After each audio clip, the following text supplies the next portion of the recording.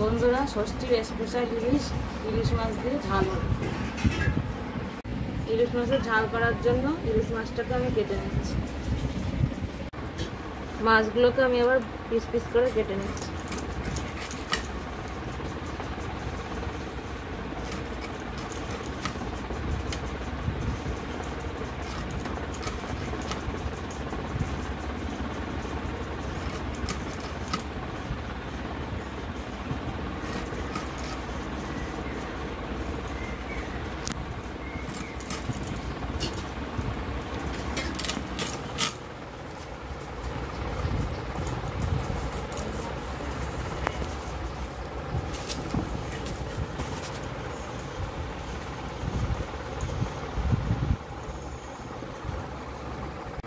মাছগুলো আমার piece piece করে কাটা হয়ে গেছে, এবার ধুয়ে আমি রান্না করব।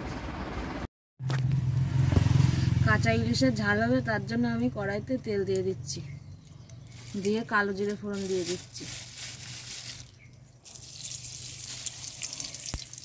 দিয়ে সর্ষে, জিরে, লঙ্কা, হলুদ, লবণ, তেল একসঙ্গে দিয়ে এই মাছগুলো দিয়ে দিচ্ছি কড়াইতে, দিয়ে জল ঢেলে দেবো।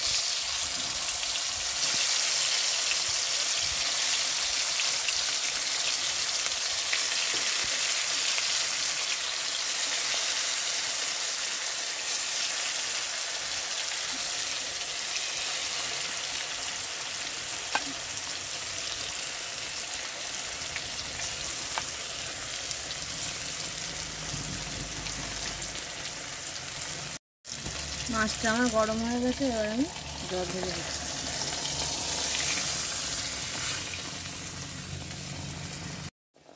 জল ঢালা হয়ে গেছে, এবার 15 মিনিট ফুটানোর পর আমি কাঁচা ইলিশের ঝাল নামিয়ে দেব।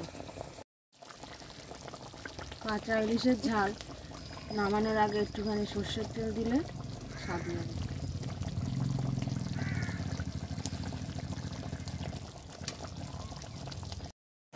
কাঁচা ইলিশের ঝাল রেডি।